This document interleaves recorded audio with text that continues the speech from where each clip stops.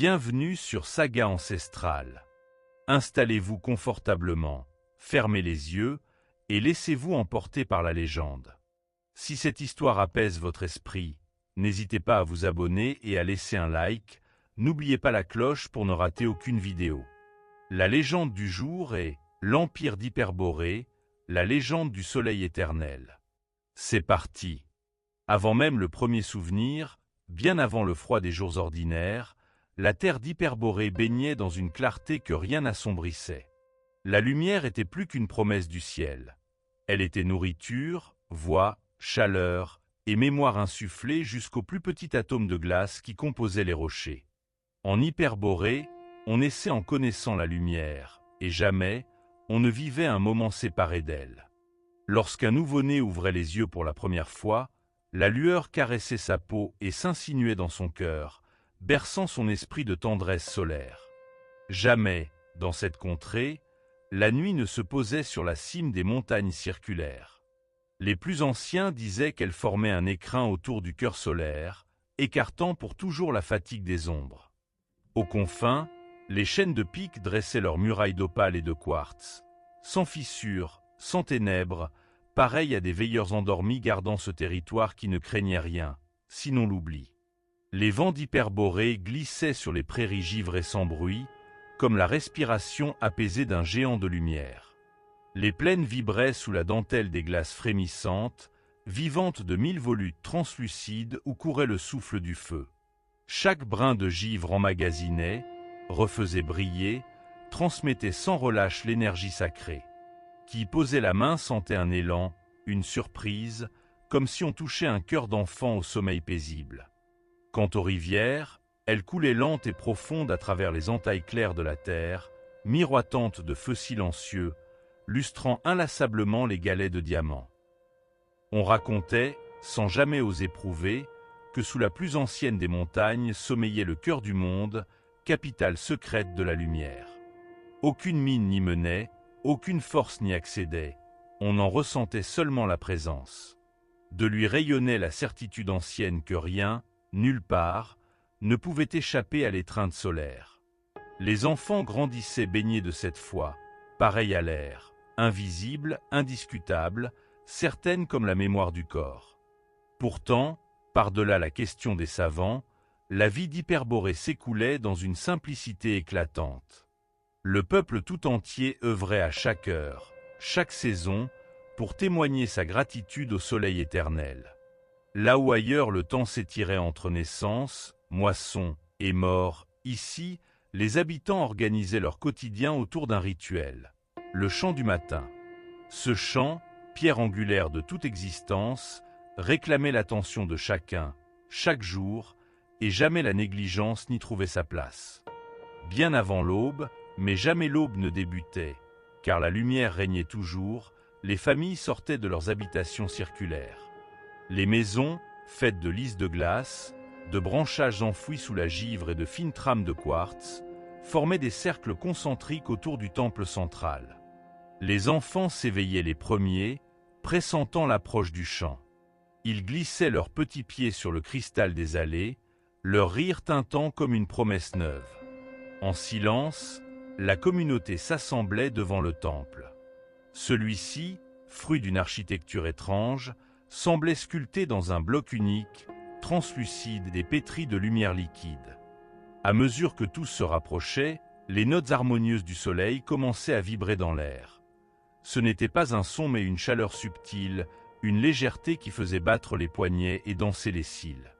Les anciens, les mains jointes, levaient le regard. Leurs yeux brillaient du souvenir de 1000 chants passés, et un sourire effleurait leurs commissures étirées. On ne prononçait pas de mots inutiles. Le premier souffle appartenait à l'aînée de la tribu, une femme dont les cheveux neigeux rayonnaient autant que le sol sous ses pieds. Elle inspirait lentement, visitant intérieurement les souvenirs de tous ceux qui l'avaient précédée. Les familles retenaient leur souffle. Lentement, elle modulait une première note, à peine plus qu'un frémissement. Alors, de cette vibration fragile, un second son s'élevait, puis un troisième. La voix de la lumière ne s'obstinait jamais. Elle demandait seulement à naître, patiemment, dans la gorge de chacun. Soudain, le chant s'élevait.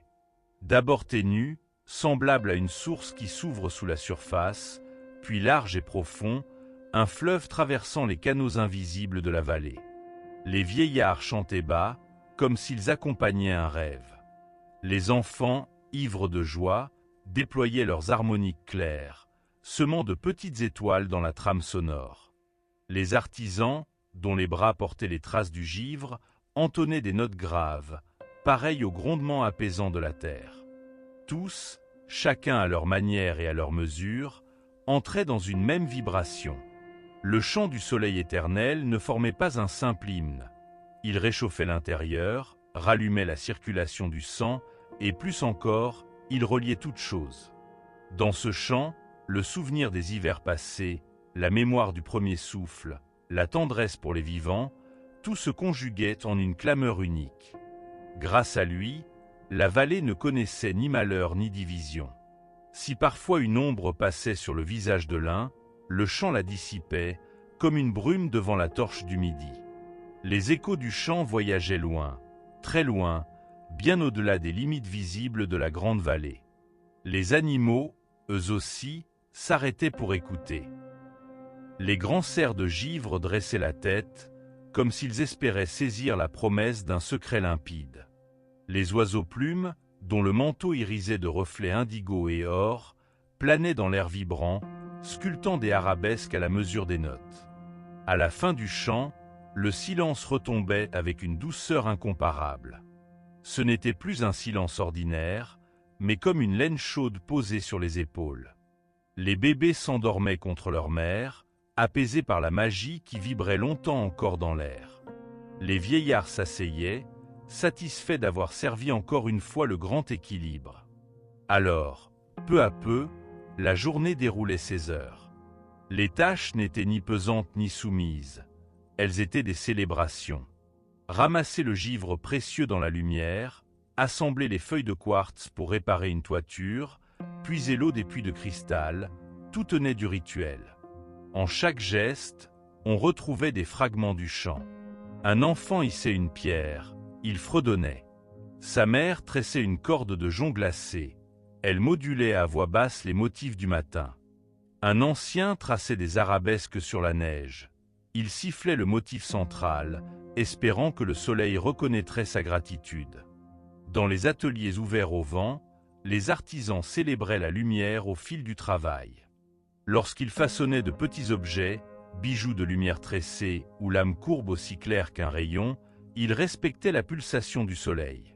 Leur souffle se calquait sur la musique profonde du cœur du monde, et souvent, à la fin, l'objet vibrait d'un écho subtil. Parfois, on offrait ses présents, sans parole, à ceux qui en avaient le plus besoin. Un enfant malade, un vieillard triste. L'objet prolongeait le chant du matin, un fil lumineux jeté entre les âmes. À l'école, les plus jeunes apprenaient d'abord à écouter. Les maîtres enseignaient le secret du silence, la paix de l'attention, le cadeau du souffle posé. Le premier apprentissage tenait en quelques gestes simples. Écouter la vibration dans le ventre, goûter la chaleur sous la poitrine, sentir le timbre de la lumière contre les dents. Ensuite, il répétait inlassablement, à l'infini, les débuts du chant, jusqu'à ce que même la plus petite voix parvint à se fondre dans l'harmonie. On ne forçait jamais. Le chant devait naître de l'accord profond, de la joie partagée. L'année avançait selon une ronde perpétuelle, sans alternance de nuit. Les fêtes rythmaient les saisons invisibles. La fête de l'apogée, lorsque la lumière semblait encore plus vive. La fête du calme, quand le soleil se faisait plus feutré, plus intérieur. À chaque célébration, le chant du soleil éternel devenait un orage de douceur, déclinant toutes ses variations, du murmure secret à la vague puissante. Les danses s'organisaient autour du temple. Les corps se déplaçaient en cercle, en spirale lente, imitant la circulation du feu sous la terre. Parfois, un visiteur arrivait dans la vallée, venu des terres moins choyées par la lumière. Les hyperboréens reconnaissaient vite la fatigue dans ses yeux, le manque dans la peau. Alors il l'accueillait en cercle, l'enveloppait de chaleur, lui offrait à boire l'eau des puits vivants. Lorsque venait le moment du chant, le visiteur hésitait, peu familier de cette vibration collective. Mais invariablement, il finissait par s'abandonner, entraîné par le souffle chaud du groupe. À la fin, il s'endormait longtemps, un sourire neuf sur le visage. La guérison était commencée. Là-haut, sur la plus haute montagne, vivait la gardienne de la lumière. On disait qu'elle ne dormait jamais, guettant chaque altération dans le tissu du chant.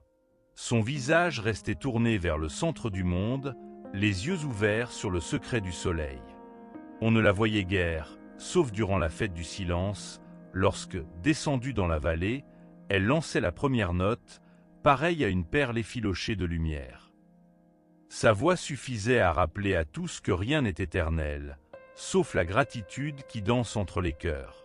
Cette gardienne transmettait l'exemple, par la lenteur de ses gestes, la douce économie de ses paroles, la densité de sa compassion. Et pourtant, la lumière n'épargnait pas tout. Parfois, l'un ou l'autre sentait l'ombre ramper. La tristesse, la fatigue, la peur de perdre. Alors, il se tournait vers le chant. Souvent, la mélodie du matin suffisait à dissoudre la brume. Mais, quand le cœur restait douloureux, les proches tissaient autour de celui qui peinait un filet sonore. Au sommet du monde, là où les vents se lovent en cercle lent sur la banquise sans fin, le temple du pôle surgissait en silence, taillé dans la lumière même de l'aurore boréale. Autour, l'immensité blanche semblait veiller, écoutant le craquement timide de la glace et le chant profond de la terre qui bourdonnait en dessous. Les 12 gardiens veillaient sur ce sanctuaire. Leurs silhouettes se fondaient aux colonnes nacrées et aux arches traversées par la lumière pure du nord.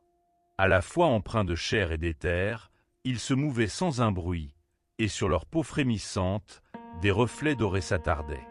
Le temple, vaste et silencieux, n'était accessible qu'à ceux qui savaient inhaler la clarté polaire.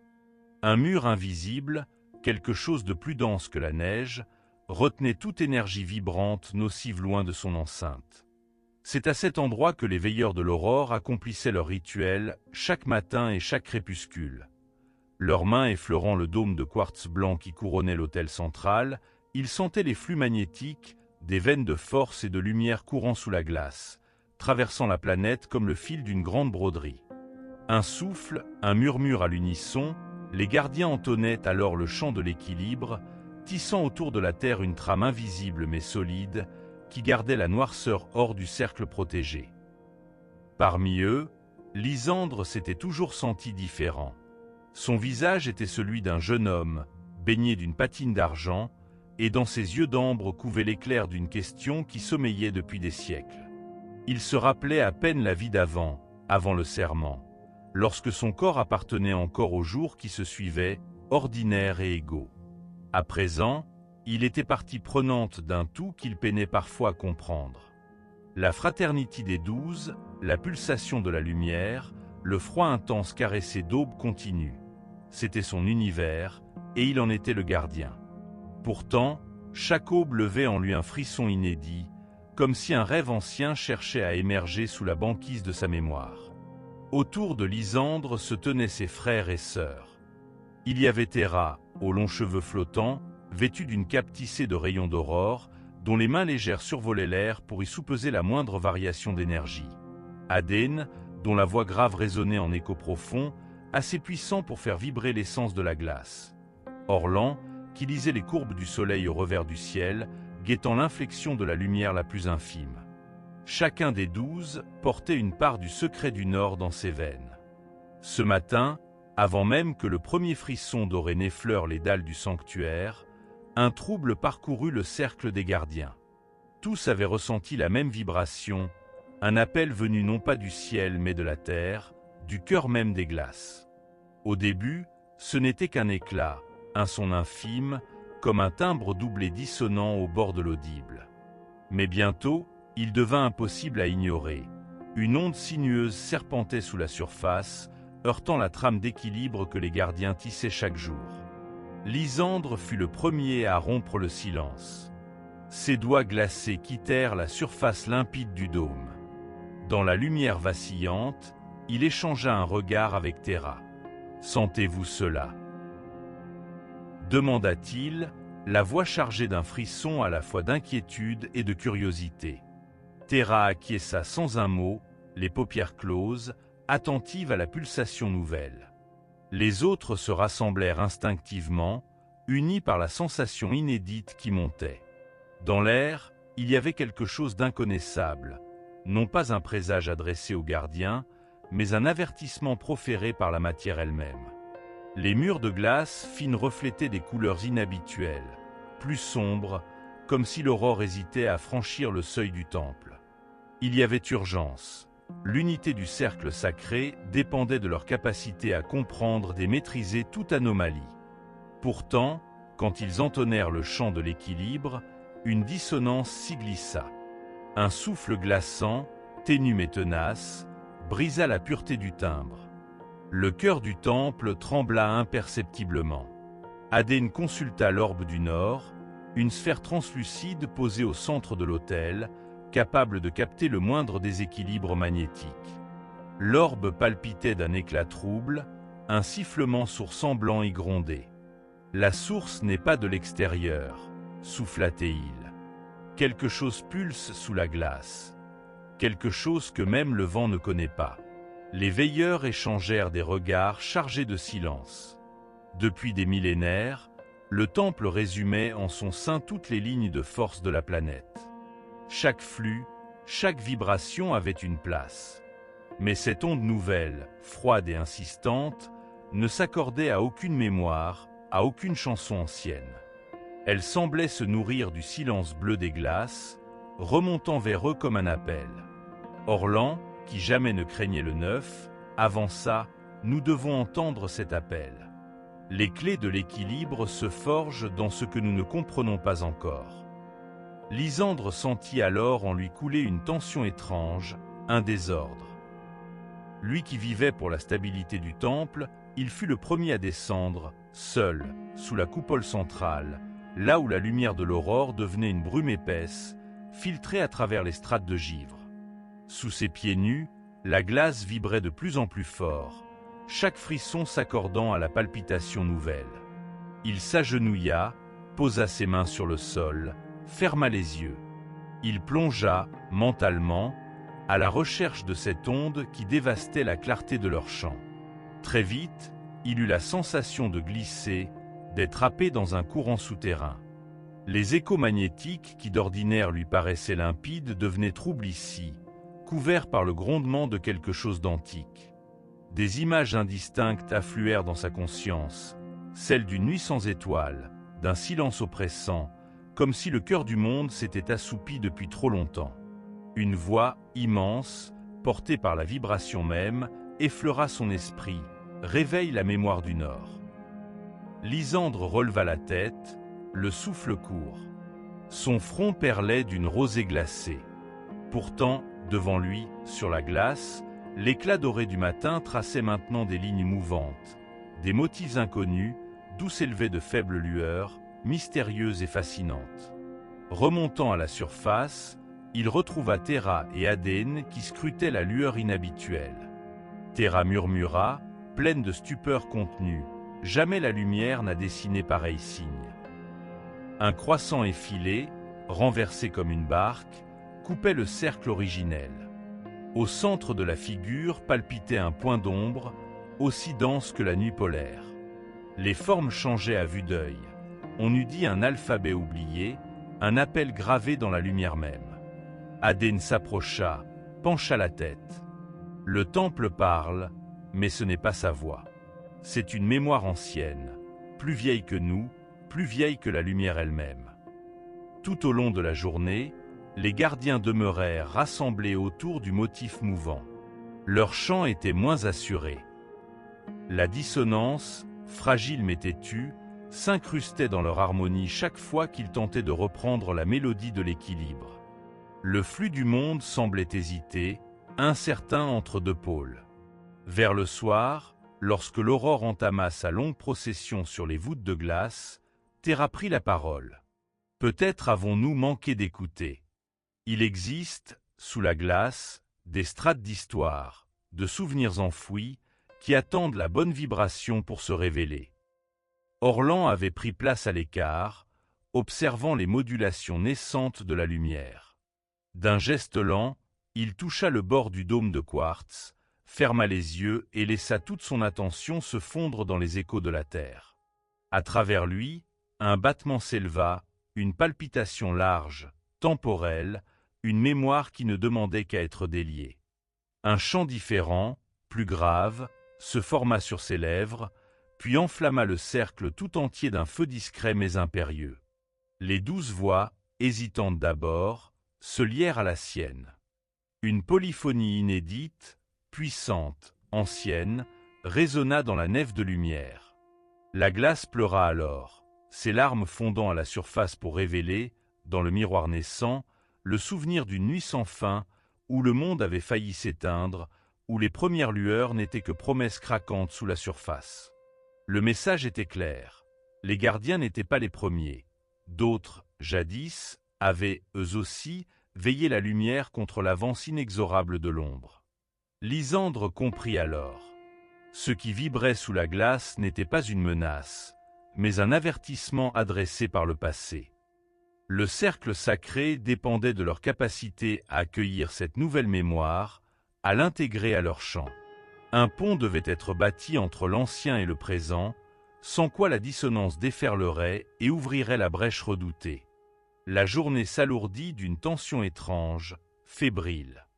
À mesure que le diamant pâle du soir s'étirait sur la paroi de glace, les conversations entre gardiens devenaient plus ténues, concentrées, pleines d'angoisse contenue. Car qui oserait relier ce qui n'a jamais été chanté? Qui entendrait sans craindre l'appel de l'obscurité polaire? C'est alors qu'une autre vibration s'éleva, presque imperceptible, une note désespérée, un fil ténu jaillit du fond de la nuit. Elle venait de l'extérieur du temple, là où la banquise se cabre, là où plus rien de vivant ne s'aventure. Terra fut la première à ressentir l'appel. Elle pâlit, puis se tourna vers le nord. Sous le voile bleu des glaces boréales, là où la lumière n'est qu'un souvenir doux en arête sur la neige, s'étendait Thulé, la cité des cristaux vivants.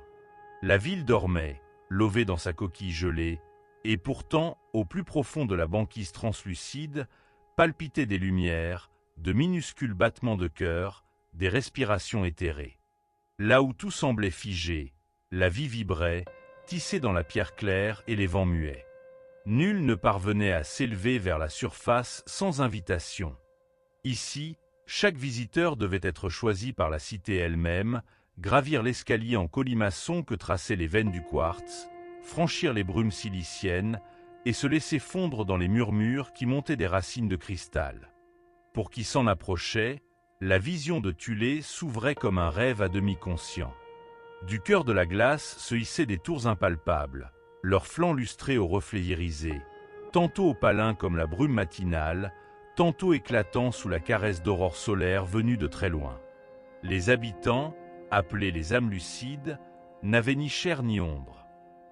Ils évoluaient tels des volutes colorées, enveloppés d'éclats mouvants, projets d'une lumière consciente. Ils ne parlaient pas. La parole aurait choqué la pureté des résonances. Ici, la communication passait par le prisme de la lumière. À chaque rencontre, deux êtres se faisaient face et, dans le silence, échangeaient non des mots, mais des images, des souvenirs, parfois même l'écho d'une émotion, comme la caresse du vent ou la brûlure d'une nuit de tempête. Rien ne s'oubliait à Thulé.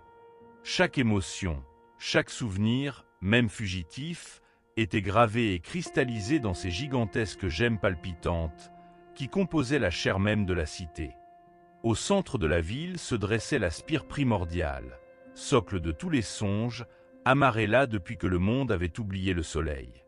Son sommet effleurait la croûte gelée, et son socle s'enfonçait au cœur d'un océan disparu. Autour d'elle, des passerelles parfaites tissaient un réseau d'arcades, et chaque arcade chantait un souvenir, tantôt doux comme le parfum d'une mère, tantôt triste comme la disparition d'un astre aimé. Parmi les habitants, Aïta, éclat teinté d'indigo, vivait la répétition des jours de lumière comme une partition familière. Elle circulait, traversait les ponts, saluait ses frères d'essence d'un éclair subtilement modulé. Dans la vaste allée du souvenir, elle s'arrêtait parfois devant la grande amphore, un vase colossal taillé dans une améthyste profonde, dressé comme une promesse. En s'y approchant, Aïta y laissait flotter un fragment de joie ancienne, palpable en vagues lumineuses. Un matin de lumière opaline, alors que la marée d'énergie qui traversait la cité semblait paisible comme toujours, un murmure insidieux se glissa sous les ponts. Quelque chose, au plus profond d'un pilier de cristal, s'était fissuré. Aïta sentit la vibration étrange, une dissonance dans la harmonie des schistes translucides. Elle figea son flux de lumière, scruta les arêtes du banc de quartz doux, montait la perturbation. Un autre habitant, Hélion, émanant de l'éclat doré et brillant d'une aube, s'approcha, courbe de lumière inquiète. Leur échange fut immédiat, presque électrique. Hélion transmit une impression sombre, une sensation de froid qui n'appartenait pas à la glace, mais à la pierre elle-même. Les deux âmes sondèrent alors la fissure, tentant de comprendre ce mal insidieux. La lumière s'y engouffrait, mais n'en ressortait plus qu'assombrie, ombragée de reflets huileux, impurs. La nouvelle se propagea comme un filet d'éclairs. Les ponts de lumière vibrèrent de l'annonce, un cristal s'était brisé. Depuis toujours, une croyance inébranlable liait la cité à l'idée qu'aucun fragment ne se perdrait jamais. Chaque brisure était, jadis, un drame, une mémoire perdue à jamais. Mais cela n'était plus arrivé depuis l'âge du grand silence, l'époque où les souvenirs de la surface s'étaient tus pour de bon. Cette fois, l'angoisse était différente. La fissure ne s'ouvrait pas de l'extérieur, personne n'avait touché au cristal incriminé. Elle venait de l'intérieur, d'une ombre née non pas de choc ou d'usure, mais d'autre chose, quelque chose qu'il ne pouvait ni nommer ni contenir. Aïta, guidée par le frisson de l'inquiétude, se glissa à travers les allées, portée par le courant magnétique de sa propre lumière. Elle descendit le long des racines, là où les cristaux s'enchevêtraient dans le noir, et découvrit la tache sombre qui grossissait dans le cœur de la gemme blessée. Autour d'elle, les autres habitants se réunissaient, nimbés de lueurs anxieuses. Ils tentaient tous ensemble d'infuser la lumière pure, de soigner le cristal en lui offrant leurs propres souvenirs lumineux. Mais tout semblait se heurter à la lueur opaque. D'habitude, les blessures des cristaux se soignaient en une nuit, il suffisait qu'un cœur de lumière s'offre à la pierre et que leurs émotions les plus douces la pénètrent. Rien ne fonctionnait cette fois. Quoi qu'il verse, la gemme rejetait tout, et sa fissure s'élargissait. C'est alors qu'ils entendirent, dans le corps même de la cité, naître un bruit inconnu. Un grondement, un souffle rauque, lent d'abord, puis battant de plus en plus fort, comme le cœur d'une bête réveillée. Les habitants échangèrent regards et frémissements de peur. L'obscurité paraissait s'étendre d'un cristal à l'autre, rampant sous les points de jonction. Aïta aida à rassembler les anciens. Ceux qui coulaient les mémoires les plus anciennes, recueillis lorsque la mer recouvrait encore la cité et que la glace n'était qu'un rêve futur. Par le langage des images, on retraversa ensemble la course des siècles, la chute du grand soleil, le repli de la vie sous la glace, l'oubli progressif des voix, puis cette lente habitude de vivre enfermé dans un monde de souvenirs, éternel, beau, mais incapable de renouvellement. Chacun partagea son inquiétude par vagues de lumière crépusculaire, et dans ce cœur de peur, tous reconnurent une nostalgie secrète, le souvenir d'autre chose, d'un contact, d'une chaleur venue de loin. La sagesse décida qu'il fallait comprendre la nature de l'ombre. Aïta fut élue pour la tâche, non en raison d'un don particulier, mais pour ce flux persistant en elle, une force de lumière qui refusait de faiblir même lorsque l'inquiétude la heurtait de plein fouet. Guidée par l'éclat des lions, elle s'approcha du cristal blessé, entra en résonance. Ce fut comme sauter dans un puits sans fond. Tout d'abord, la pulsation du cristal la submergea, porteur de milliers de souvenirs entremêlés, comme si elle volait à travers les rêves et les peurs de la cité entière. Mais bientôt, elle perçut la faille, la brisure nouvelle, et, derrière elle, un froid sec, sans visage ni voix. Elle tenta d'envoyer une vision rassurante, l'image d'une fête cristalline, des ondes de joie partagées lors de la dernière ascension des lueurs. La pierre n'absorba rien. Au contraire, elle expulsa la lumière, la brisa en un nuage d'éclat terne. Puis, venue du fond de la fissure, une image lui revint, étrangère, irrésolue. Ce n'était pas un souvenir habituel de Thulé. Non, c'était autre chose. Le sentiment d'un doute profond, d'une question restée suspendue, jamais formulée. Quelque part, dans le cœur même de la ville et de ses habitants, une faille s'était ouverte, non pas dans la pierre, mais dans l'âme collective. Une faille née d'un reflet oublié, d'un rêve perdu de renouveau. Aïta sortit du contact, épuisée. Les anciens reconnaissaient maintenant, à travers son expérience, la nature du danger. Ce n'était pas une ombre venue de l'extérieur, ni une attaque. C'était le symptôme intime d'un monde devenu trop clos sur ses souvenirs, une maladie engendrée par le refus de changer, de laisser advenir l'inconnu. Parce que Thulé vivait figé dans sa mémoire, effleurant sans cesse le passé, elle en devenait stérile, et la moindre fissure s'avérait mortelle, pour l'image même qu'elle se faisait d'elle-même. Le Conseil des Voix-Lumière fut réuni dans la spire primordiale. Les représentants de chaque clan cristallin s'y réunirent, signalés par leurs couleurs chatoyantes. Ils s'enveloppèrent des faisceaux doux, patiemment tressés, créant un cercle, un anneau vibrant capable d'accueillir la peur et la transformer en acte. Hélion ouvrit, projetant à tous le souvenir du premier matin de lumière, à l'aube de la première récolte d'énergie. Puis Aïta montra la faille, l'image de la blessure et la nature indicible de la douleur.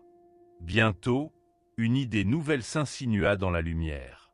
Fallait-il tenter de panser la fissure par les souvenirs du passé, ou fallait-il, pour une fois, inventer autre chose, créer une mémoire qui ne soit pas héritée, mais née ici et maintenant? Mais comment, dans une cité où tout souvenir est enregistré, où tout passé est gardé, pouvait-on oser l'invention pure, le risque d'une émotion inconnue? Le cercle hésita, puis, peu à peu, les courants de lumière changèrent de rythme. Une mélodie douce naquit, s'élevant dans la spire. Tous, même les plus anciens, osèrent alors plonger dans l'inconnu. Chacun chercha en lui-même une sensation jamais ressentie, une vision qu'aucun ancêtre n'avait léguée. Ce fut pénible d'abord, presque impossible. Puis, d'un coup, la lumière s'accéléra, gonfla, recommença à vibrer plus fort et plus haut. Aïta fut la première à projeter une forme inédite, un chatoiement violacé, en spirale, qui n'appartenait à aucune mémoire. Le souffle du nord se fit d'abord sentir au détour d'un matin pâle, s'insinuant dans les failles des pierres ancestrales avec la lenteur lourde d'une menace. Les portes des maisons des liandres, jadis grinçantes et familières, gardaient à présent le silence, gorgées de givre. Chaque respiration laissait flotter des filaments blancs et épais, et les lanternes, suspendues au corbeau des toits, pâlissaient face à la lumière livide du crépuscule qui jamais ne devenait jour. Les enfants collaient leur front aux vitres, guettant le retour des oiseaux qu'ils nommaient d'espérance, mais les nids restaient vides, et dans le bois des arbres, les battements d'ailes s'étaient tus. Autour du village, le grand cercle de la forêt polaire semblait se recroqueviller sur lui-même, figé dans l'attente. Les prêtres météores se réunirent dans le temple du haut-ciel, concentrés autour du bassin d'airain où, d'habitude, ils lisaient les signes dans les reflets tremblés du ciel. Or ce matin, la surface de l'eau était mate et sombre comme la peau d'un corbeau, et jamais encore leurs incantations n'avaient abouti à tant de silence. Iseul, la doyenne, fit tinter ses clochettes d'argent, et le son retomba dans la salle froide sans même réveiller les échos. Les autres prêtres, d'un manteau trop large pour leur silhouette amaigrie, murmurèrent. Le soleil inversé était annoncé. Un astre venu du nord, un astre noir. L'expression aussi ancienne que la crainte qui serrait maintenant le cœur de tous. Annalore, le plus jeune, voulut interroger les vents, mais ses mots expirèrent aussitôt, car dans les hautes flèches du ciel, nul souffle ne répondait plus. Au-dessus des maisonnettes, un voile puissant, glacé, envahissait peu à peu chaque espace de la pensée. Les anciens racontaient, à voix basse, les mythes enfouis que l'on n'osait pas dire devant les enfants. Il existerait au-delà de la dernière banquise, là où finissent les rivières et les arbres, un pôle oublié, cœur dormant de la terre-mère. C'est là-bas, affirmait-il, que naîtrait le soleil inversé quand l'équilibre serait brisé. La légende disait qu'alors, c'est toute la terre qui risquerait le long sommeil, celui qui dura 1000 hivers, lorsque même les rochers et les souvenirs s'enveloppent de glace. Sur la grande place, les feux de tourbe s'affaiblissaient. On les devinait plus qu'on ne les voyait, tant l'air était chargé d'une sorte de brume figée, presque solide, qui triturait les formes. Frey, le chasseur, tenta de ramener quelques lièvres des plateaux, mais même leurs traces avaient disparu, comme effacées par une main invisible. Seul le bruit lointain des arbres qui gémissaient, contraints par le gel, rappelait que quelque chose subsistait encore, contre tout. Il y eut pourtant, au troisième crépuscule, un phénomène que nul n'osa raconter d'abord. Eddie, la plus âgée des lavandières, vit de ses propres yeux les aurores boréales s'éteindre, subitement, comme soufflées par une force immense. D'ordinaire, le ciel s'emplissait de lanières vertes et violettes, de volutes vivantes qui dansaient, caressaient, s'enlaçaient. Mais ce soir-là, les couleurs s'évanouirent dans un soupir, laissant une chape grise qui pesait sur les esprits. Eddie se signa 3 fois avant de regagner sa chaumière, et les mots moururent sur ses lèvres. À l'aube suivante, le silence s'était épaissi, étrangement vivant, comme un animal tapi sous la neige. Ni le cri du lagopède, ni le pas du renard, ni même l'aboiement grave des chiens ne résonnaient plus. Les enfants eux-mêmes, d'ordinaire si prompts à s'apprivoiser la tristesse par le jeu, restaient assis, couverts jusqu'aux yeux, se serrant les uns contre les autres en guettant dehors le moindre changement. Les prêtres météores, dans la salle sombre du temple, se passaient les uns les autres des rouleaux de parchemin, avides de trouver, entre 2 versets, la formule, la parole, le principe qui aurait pu conjurer le sort. Mais tout semblait leur échapper, et, même pour eux, le souffle du Nord effaçait de plus en plus la confiance. On bavarda de l'ancienne solution, offrir au Nord une part de soi, un présent, un acte de foi. Mais quoi donner, quand la peur a déjà rongé presque toute l'espérance?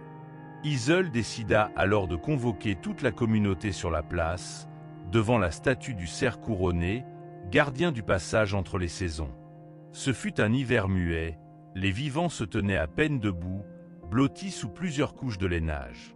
Le vieux geil portait la toison de son père, rafistolé 1000 fois, et ses mains craquelées tenaient fermement celles de sa petite fille. Une odeur de fumée et de graisse rance collait à la foule, mais personne ne s'en souciait, tant l'inquiétude irradiait de chaque regard. Iseul, dressé sur le socle du cerf couronné, parla d'une voix tremblante mais nette. Elle narra la venue possible du soleil inversé, cet astre obscur né du cœur interdit des pôles. Elle n'essaya pas de masquer la gravité de la situation. Les oiseaux refusaient de voler, la chaleur se retirait, les signes célestes s'étaient tus. Elle évoqua la vieille promesse, celle faite par la tribu à la grande ours. Tant que vous œuvrerez ensemble, tant que vous écouterez le souffle du Nord sans détour, la lumière reviendra. Dans la foule, certains hochèrent la tête, acculés par l'hiver autant que par leurs souvenirs. Frey ressentit le froid jusqu'à l'ossature, mais accepta ce qu'il entendait, car une part de lui n'avait jamais cessé de croire au pacte tissé entre le ciel et la terre. Eddie se mit à murmurer de vieilles prières, tandis que d'autres fermaient les yeux, cherchant la trace d'un rêve enfoui. La réunion se termina dans une douce atmosphère. Les familles regagnèrent leur foyer, et pour la première fois, on vit des enfants refuser la soupe pour s'endormir, le ventre noué par une angoisse inexplicable. La nuit, des ombres étranges passaient devant les portes.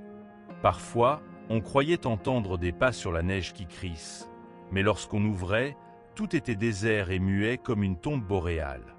Annalore, le jeune prêtre, savait qu'il n'y aurait de salut que par l'écoute patiente du vent, par le sacrifice peut-être, ou par un geste d'union qui transcenderait les peurs. Il sortit seul, une fois la nuit tombée, marchant jusqu'au cairn dressé sur la ligne de gel, là où les pierres racontaient l'histoire des premiers peuples des glaces. Au-dessus de sa tête, seuls quelques points pâles tentaient de percer la brume, dernier rappel que quelque chose subsistait au-delà du malheur. Si nous ne pouvons pas parler au soleil inversé, tenta-t-il, peut-être pouvons-nous écouter. Il s'agenouilla, les mains offertes à la neige. Peu à peu, la morsure du froid lui engourdit les membres, mais il tint bon, refusant de fermer les yeux. Il fallait être témoin, même si rien ne venait. Il se souvint de ce que Iseul répétait dans les leçons. Les vents du Nord portent parfois des messages, mais ils n'arrivent pas à ceux qui crient, seulement à ceux qui veillent assez calmement pour saisir l'invisible. Doucement, Anne alors perçut, dans un battement sourd sous la glace, un rythme ancien, comme le pouls de la terre. Il croyait à une hallucination, mais le son se prolongea, s'habillant d'une mélodie ténue, glaciale, qui paraissait remonter depuis les entrailles du monde. Ce n'était pas une voix, pas plus qu'une chanson. C'était le souvenir d'une chaleur disparue, la promesse inaudible d'un futur hésitant. Lorsqu'il revint au village, l'aube naissait, maladive, d'un bleu céruléen si pâle qu'il semblait postiche. Il raconta à Iseul ce qu'il avait ressenti. Elle posa une main sur son épaule. Les courants parlent à leur façon. Il nous faut attendre et espérer dans l'union. Le soleil inversé nous met à l'épreuve. Chacun devra trouver en lui une étincelle. Les jours suivants, on organisa des veillées. Les familles, trop terrifiées pour dormir, venaient se serrer autour des flammes, récitant les cantiques oubliés qui rythmaient autrefois les soirs d'hiver. Eddie, avec la patience du grand âge, racontait des histoires de chasseurs revenus vivants des flèches de glace, de matins où l'on croyait mourir et où, pourtant, un merle au jabot orange réapparaissait. La peur du grand sommeil planait sur chacun, mais les heures, plus denses qu'avant, leur apprirent à ne pas renoncer. Frey se hasarda à sortir plus loin chaque soir, tentant de retrouver une trace, un bruit, la moindre preuve que la vie n'avait pas totalement fui le monde. Une nuit, il découvrit, dans la neige en lisière de la forêt, un unique brin d'herbe encore vert, conservé par la main du hasard ou par la grâce d'un souffle résiduel. Il le ramena, et plusieurs crurent y trouver un présage approximatif, mais nécessaire. Parfois, le vent revenait, faible mais porteur d'écho. Il apportait des fragments de chants, de rires, comme si d'autres communautés, plus loin, refusaient elles aussi le silence. Les prêtres météores, tout en humilité, déposaient pour la première fois leurs instruments dehors, les exposant à la caresse du Nord, certains que quelque chose, même ténu, adviendrait de ce don fragile.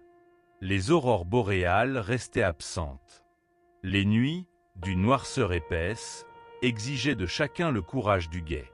On organisa des tours de veille, de la plus ancienne femme à l'enfant le moins effrayé. Tous résistaient à l'appel du sommeil, luttant contre le vertige de rejoindre une terre qui, sous leurs pas, paraissait déjà vouloir s'endormir. Le silence régnait sur les montagnes du Nord, épais, cristallin, émaillé de vents mordants. La neige recouvrait tout d'un linceul pâle, effaçant limites et directions, modifiant les reliefs pour confondre même les plus vieux ours du pays. Là, entre deux arêtes jadis séparées par d'antiques forêts aujourd'hui disparues, une faille inédite s'était ouverte. Une balafre pure, profonde, sans bruit, comme si la montagne elle-même avait exhalé un soupir gelé. C'est ici, aux confins du monde, qu'un miroir immense s'était formé. De la roche blessée avait jailli un lac parfait, cerclé de corniches en surplomb. Pas une ride ne troublait sa surface. Les nuages et le ciel, le blanc des cimes et le bleu polaire, tout se fondait dans la nappe sombre. On voyait au fond, sans atteindre la fin, juste l'image d'un abîme limpide qui semblait refléter davantage le monde des songes que celui des vivants. Ainsi, lorsque le soleil éternel s'éleva ce matin-là sur l'horizon figé, l'eau se métamorphosa un court instant. Le miroir réfléchit la lumière en mille arcs nacrés, comme l'œil d'un dieu à demi veillé. Autour, les gardiens se rassemblaient.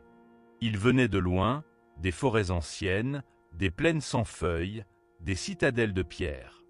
Ils portaient des manteaux ourlés de givre, des fourrures tirées d'animaux disparus, des symboles cousus à la main ou forgés dans des alliages oubliés. Tout en eux respirait la prudence et la mémoire. D'abord, ils observèrent le lac depuis les falaises, se gardant de pénétrer sur la glace fine qui longeait la rive. On pouvait voir, à distance, comme une présence singulière au centre exact de l'étendue, flottant au-dessus de l'eau, en défiant peut-être ses lois, un cristal gigantesque, tapissé de nervures translucides. Il ne reposait ni ne coulait. Il tournoyait lentement sur lui-même, suspendu, et ses facettes renvoyaient des éclats pâles, terriblement froids, qui mordaient la neige des rivages. Il y avait dans son mouvement l'ébauche d'une volonté. À chaque rotation, l'œil de glace recueillait la lumière du soleil, puis en absorbait la lueur. À chaque passage, la clarté faiblissait légèrement, comme si le cristal capturait goutte à goutte le souffle du grand astre. Les rayons s'étiraient, hésitants, et au lieu de darder sur les reliefs, ils spiralaient vers le cœur gelé du lac, happés par quelque chose de plus fort que la nature. Les gardiens comprirent très vite qu'ils ne contemplaient pas une merveille. Tout leur semblait trop précis, trop ordonné, trop hostile.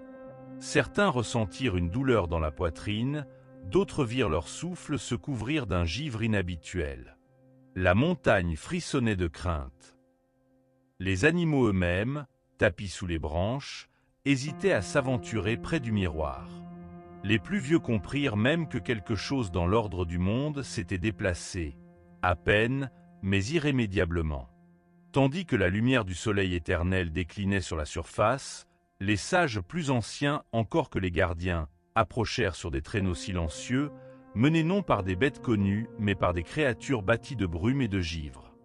Ils déployèrent sur la neige des baguettes d'aiguës marines, gravées de glyphes mouvants, et ceinturèrent le lieu de leur voix bas, un antique chant d'équilibre, destiné jadis à calmer les tempêtes et rassurer les éléments. Ils s'agenouillèrent au bord du gouffre liquide, laissant la glace craquer sous leur poids, puis l'un d'eux, la plus vieille, une femme dont le visage n'était qu'un entrelac de rides et de cicatrices, plongea sa main nue sous l'eau noire. Le silence s'intensifia jusqu'à faire pulser l'air. Un instant, la surface du lac sembla trembler, et l'œil suspendu cessa de tourner. Sa lumière devint épaisse, dangereusement bleue. Un frisson parcourut la montagne, s'infiltra sous les manteaux, s'insinua dans la chair des vivants. La sage chuchota alors.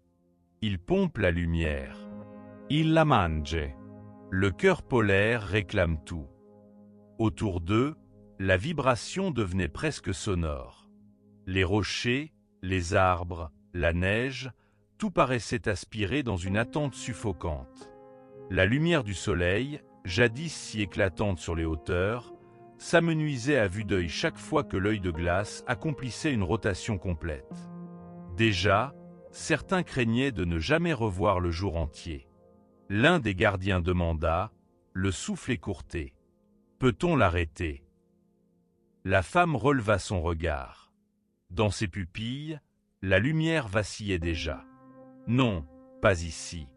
Si l'œil existe, alors le pôle attire tout ce qui vit. Il faut en retrouver le foyer, comprendre ce qui le provoque. Cet artefact ne fait que drainer la force, il n'est qu'un canal, et non la source. » Le plus jeune des gardiens, surpris et effrayé, osa approcher encore. Ses papelures s'enfoncèrent dans la neige, comme s'il marchait sur la surface d'un rêve, hésitant à chaque battement de son cœur. Dès qu'il fut près du rivage, l'œil tourna une fois de plus, s'attarda, et un faisceau couleur d'aube roula jusque sur son front. Il sentit aussitôt une brûlure, une morsure de glace, et recula, le souffle court, le visage marqué d'une faible lueur phosphorescente. Le groupe se rassembla, les corps serrés, tentant de puiser chaleur et courage les uns dans les autres. Ils discutèrent à voix basse de la marche à suivre. Fallait-il détruire cette anomalie ou la surveiller jusqu'à ce qu'elle s'endorme d'elle-même? Devait-on marcher vers le pôle, là où naissaient les plus grands froids et les vents les plus arides, à la recherche du foyer profond qui était peut-être la véritable faille dans le monde? La nuit approchait, plus sombre que d'habitude. Les teintes mauves du crépuscule se dissipaient rapidement. Un voile gris recouvrait l'horizon et la brume s'élevait, ourlée d'un vert maladif. Les aurores, familières compagnonnes de ces lointains, se terraient derrière une chape invisible, comme si le ciel lui-même se retirait, effrayé, devant l'œil impassible. Alors, comme bousculés par l'urgence et la responsabilité, les sages entonnèrent une nouvelle litanie. Non plus pour calmer, mais pour sonder. Des mots, limpides et terrifiants, qui résonnaient dans la pierre et la glace, traversant les couches internes du lac. À chaque note, le miroir d'eau frémissait, révélant sous la surface des formes indistinctes, des remous irréels, parfois le souvenir d'anciennes silhouettes, parfois des ombres venues de rien. L'œil de glace réagit. Il s'éleva légèrement au-dessus de l'eau, ses pointes crissant sous l'effet de la lumière absorbée, émettant une vibration aiguë. Le cristal, immense, paraissait prêt à se fendre ou à proliférer. Des fissures minuscules apparurent, bleues, puis argentées, et toute la montagne rôtit pour un instant. Le son parcourut la vallée, glaçant le cœur des humains et des bêtes. La vibration portait en elle d'étranges souvenirs. Chacun des anciens se sentit tiré en arrière, projeté dans des visions. La création du monde, des lacs sans fond qui avalaient la lumière, des cieux où flottait un soleil alors multiple. Le chaos et le froid, toujours, le froid étreignait la pierre, la pliait à leur volonté et enclenchait un nouvel ordre inexorable. Mais sous la surface, au fond même du miroir, on distinguait maintenant autre chose. Un point noir, une pupille au sein de l'œil. Pas un vide, mais une présence, affamée, curieuse. Quelque chose veillait, respirait, observait tout ce qui bougeait d'un œil immense et glacé. Les sages cessèrent leur chant, essoufflés, les mains tremblantes. L'œil, insensible, reprit sa danse lente, immobilisant la lumière du soleil éternel dans ses spirales. Chacun sentit alors un appauvrissement autour de soi. Le souffle du vent moins vif, la neige moins lumineuse, le silence plus étouffant qu'auparavant. L'équilibre du monde, fragile et rare, venait de basculer. Le soir s'enfonça sur la montagne, plus noir, plus dense. La seule lumière provenait alors du cercle impur, où l'œil de glace, inflexible, rassemblait tous les rayons qu'il volait au jour. Il semblait y avoir en lui une mémoire profonde, une magie vieille comme la terre. Les gardiens, impressionnés, décidèrent d'allumer un feu. Mais la flamme refusait de s'élever. Les brindilles, jadis si promptes à s'enflammer, se recroquevillaient sur elles-mêmes, glacées jusqu'à l'âme. Le bois soupirait, grinçait sous la morsure du froid, et tout effort pour susciter de la chaleur était aspiré par le miroir distant, invisible aux yeux mais palpable dans le tréfonds. Certains, pris de malaise, proposèrent de s'en aller. Mais la conscience du déséquilibre, présente dans chaque souffle et chaque silence, les clouait là. Ils décidèrent d'organiser une veille. À tour de rôle, ils se tiendraient près de la rive, guettant la moindre évolution. On redoutait que l'œil ne grandisse encore, n'attire davantage la clarté, ne gobe d'un coup le soleil, ne plonge le monde dans une nuit sans nom. Bien des heures passèrent ainsi.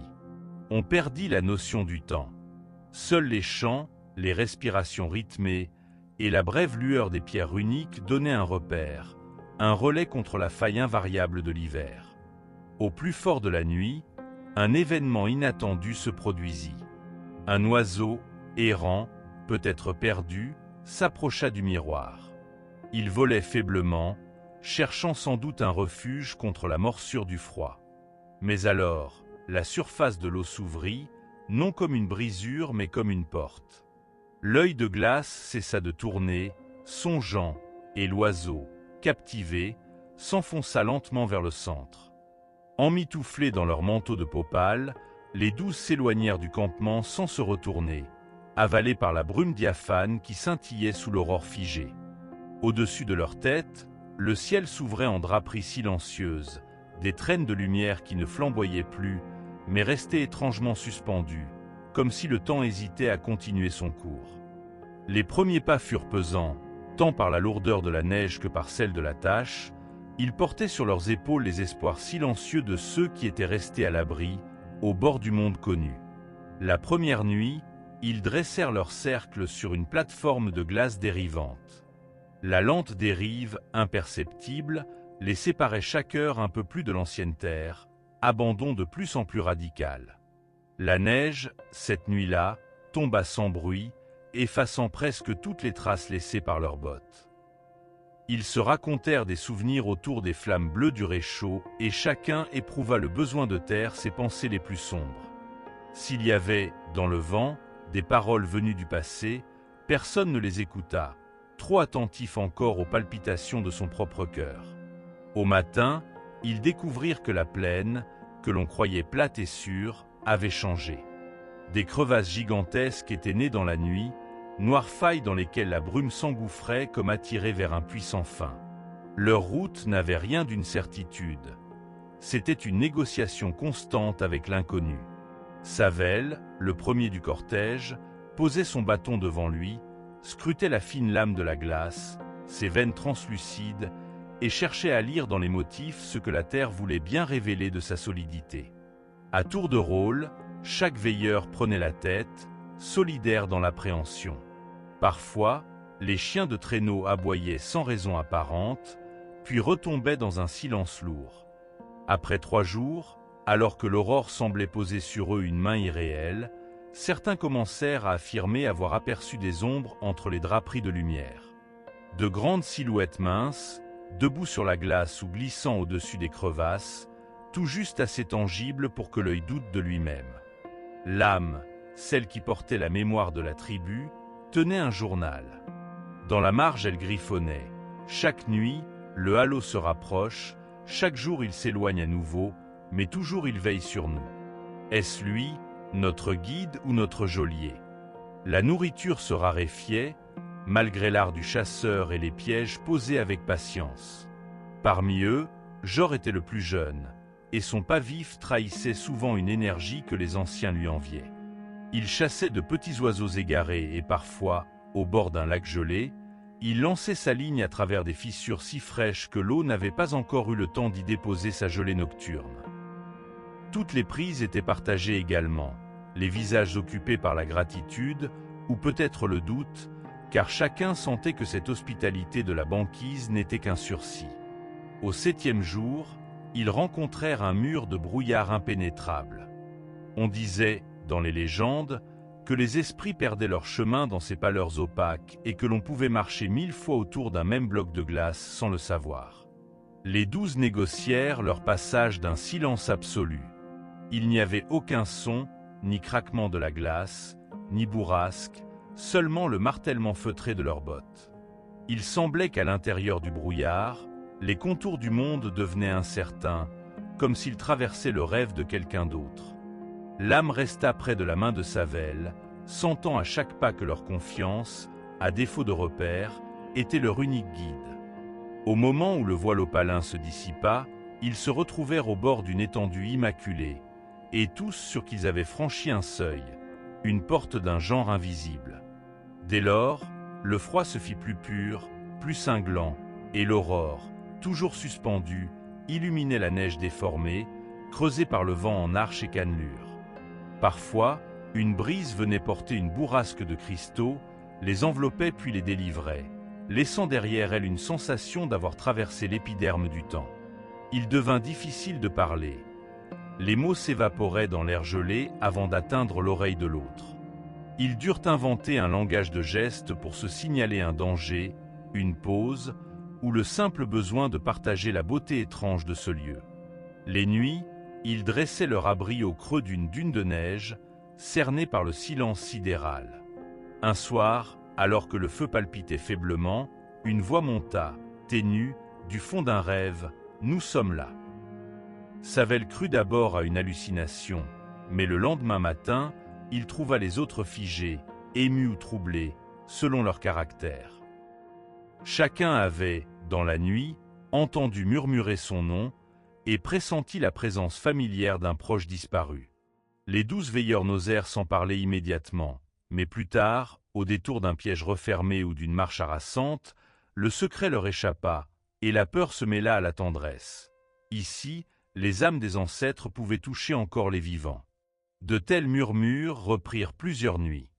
L'âme, attentive, recopia soigneusement les mots qu'elle croyait saisir, des phrases incomplètes, des exclamations éplorées ou joyeuses, certains noms oubliés depuis longtemps. Une légèreté se glissa dans leurs pas, car s'ils étaient isolés au bout du monde, jamais la solitude ne leur parut plus puissante ni plus bienveillante. Pourtant, certains jours, les voix devinrent insidieuses, éveillant des souvenirs honteux ou des regrets tenaces, assaillant la pensée d'un chuchotement ininterrompu. C'est alors qu'ils prirent l'habitude, avant de dormir, de prononcer à voix haute les noms des disparus, pour rendre hommage et dissiper l'angoisse. Le 20e jour, la monotonie de la blancheur fut rompue par un crissement étrange, venu du sud. Ils virent alors, sur la ligne d'horizon, une tempête approcher, une colère de poudre et d'étincelles glacées. La peur noua leur ventre, car il n'y avait nul abri sur la toundra. Vite, ils creusèrent des refuges dans la neige, s'enfoncèrent dans de pauvres excavations et prièrent chacun son Dieu. Le vent hurla toute la nuit, frappant la glace jusqu'à la faire gémir. Ils sentirent la force de la terre s'exprimer, rappelant que les hommes et leurs desseins y étaient invités, acceptés rarement. Après la tempête, ébahis d'êtres vivants, ils découvrirent le matin un paysage changé. Là où la plaine avait été unie, de hautes colonnes de glace s'élevaient, vestiges éphémères des mouvements de la nuit. Entre elles, le vent avait sculpté d'étranges symboles, arabesques, spirales ou cercles. L'âme pensa aux signes peints sur les tambours des anciens, ceux qui rythmaient les trans et les danses du solstice. Peut-être la tempête était-elle aussi une voix, un discours de la terre à ses enfants. Alors, ils transcrivirent ces motifs avec soin dans la mémoire tribale. Jour après jour, la lumière de l'aurore devint plus dense, jusqu'à les envelopper d'une clarté irréelle qui ne laissait plus lieu à l'ombre. Les visages se firent inexpressifs, lisses, léchés d'un éclat polaire qui abolit la frontière entre la veille et le songe. La fatigue devint particulière, non celle du corps, mais celle de l'esprit ayant perdu tout repère, avançant dans un espace sans fin. Parfois, il leur semblait que le vent chantait de mauvaises chansons, d'autres, qui leur murmuraient des secrets nécessaires à leur survie. Malgré l'épuisement, ils avançaient, domptés mais toujours animés par la lumière qui les guidait. Certains matins, à demi réveillés, ils croyaient percevoir sur la neige des traces d'autres pas, jamais parallèles aux leurs. Parfois, ils distinguaient le sillage d'un traîneau, mais toujours, il s'évaporait dès qu'on l'approchait. On chuchotait que les âmes qui les accompagnaient cherchaient encore leur route. À tour de rôle, chaque veilleur se récitait le poème de la tribu sur la persévérance. Que la neige te porte, que le froid te façonne, que le silence te protège. Sous la tente, le soir, on répétait ces vers, persuadés que les mots eux aussi avaient du pouvoir. Au 30e jour, la faim se fit plus aiguë. Ils s'entraidaient, partageaient le moindre morceau. Face au manque, jamais le groupe ne vacilla, car ce lien était plus fort que la peur. Nul ne se plaignit lorsque, pour la première fois, il fallut rationner l'eau. Chacun se rappela alors les cérémonies du départ, tous les gestes, les promesses échangées dans la nuit d'avant la grande expédition. Quand un des chiens tomba malade, ils veillèrent sur lui, lui murmurant des chansons anciennes, jusqu'à ce que son souffle paisible ne rejoigne, eux aussi l'assemblée des ancêtres. Le halo de lumière, qui le premier jour semblait lointain, les enlaçait maintenant. À chaque pas, il grandissait, vibrant et immobile à la fois. Certains doutaient de sa réalité, d'autres disaient qu'il vivait enfermé dans un rêve partagé. Ils perdirent toute notion du monde extérieur, oublieux du froid, du vent, du temps. Quand la fièvre de la lumière était trop forte, ils se couchaient dans la neige, apparaissant comme pèlerins assoupis aux contours indistincts. Quand ils aperçurent au loin un cercle de pierres noires érigées dans la glace, ils crurent voir surgir la frontière du rêve et du réel. Les pierres vibraient doucement, un appel sourd dans la paume et la pointe des pieds. Sur la glace au centre, on voyait incrusté un vieux motif spiralé. Les veilleurs s'arrêtèrent, conscients qu'ils touchaient ici à quelque chose d'ancien, très ancien, peut-être là avant l'aurore elle-même. Ils y déposèrent des offrandes, une plume blanche, une mèche de cheveux, un bijou d'os sculpté. Soudain, la porte claqua derrière eux, mais le son se dissipa presque aussitôt dans une onde mousseuse, aspirée par l'immensité nouvelle qui se dévoilait à leurs yeux. La lumière n'avait plus rien de commun avec leur fauve de la veille ou l'opalescence du matin des frontières. Là, dans ce sanctuaire obscur et doré, elle ne provenait ni du ciel ni de la terre, mais du cœur même de l'endroit, vibrant, irradiant à travers la pesanteur du temps. Le sol rugueux, patiné par des éternités oubliées, cédait la place à un tapis de poussière lumineuse, molle comme une brume de pollen. Chaque pas soulevait des volutes d'or, nuages minuscules qui s'élevaient paresseusement pour rejoindre l'immense marée d'étincelles flottant dans l'air. Ils n'osèrent d'abord pas bouger. La voix des choses anciennes semblait palpable ici, coulait entre les colonnes de silence avec le poids d'un secret retenu depuis la première impulsion du monde. Devant eux, envahissant la totalité de la caverne, trônait le cœur magnétique dans tout son gigantisme vertigineux, un cristal colossal, palpitant, taillé dans l'impossible symétrie d'un rêve élémentaire. Son rayonnement dépassait toute compréhension. La lumière n'existait qu'à travers lui. Des pulsations profondes secouaient sa masse, réverbération lente venue de l'aube de toute chose. Eliane fut la première à lever la main, inopinément, paume orientée vers le cristal, cherchant on ne sait quelle chaleur. Un courant subtil, à peine perceptible, glissa le long de ses doigts. Et aussitôt elle crut sentir en elle comme une résonance, le bruissement discret d'une voix familière mais trop vaste. Elle eut la sensation de se tenir debout au bord d'un océan patient, face à un être immense tapi juste derrière l'éclat. Autour du cristal, la mer de particules dorées s'étendait, dense vers le centre et légèrement diffuse à la périphérie, formant comme une galaxie d'étoiles suspendues dans l'air immobile de la caverne. Elle tourbillonnait parfois, dessinant des arabesques au gré des battements du cœur, douce tempête de lumière dans la nuit du monde. À leurs pieds, arrachée au chaos des abysses, la vie se concentrait, invisible encore, attendant qu'on la reconnaisse. Mais derrière la féerie, une tension invisible régnait. Eliane l'aperçut la première, puis Thorsène, dont le souffle s'alourdit. Un frisson insidieux effleura leur nuque, quelque chose d'autre existait ici. Une sensation d'oppression, d'intrusion, comme si l'harmonie palpable avait été déchirée, bousculée par une présence insidieuse. L'ombre, à la frontière du visible, flottait. À la fois vague et nette, comme une aquarelle dans l'eau, elle s'approchait au rythme irrégulier du cœur. Elle ne prenait pas la forme d'une créature, mais celle d'une absence, gorgeant autour d'elle la lumière qui se flétrissait à mesure qu'elle avançait. Ce n'était pas une ombre tombée d'une silhouette, mais une entité née d'un déséquilibre antédiluvien, un reflux glacial, venu de l'autre côté des mondes.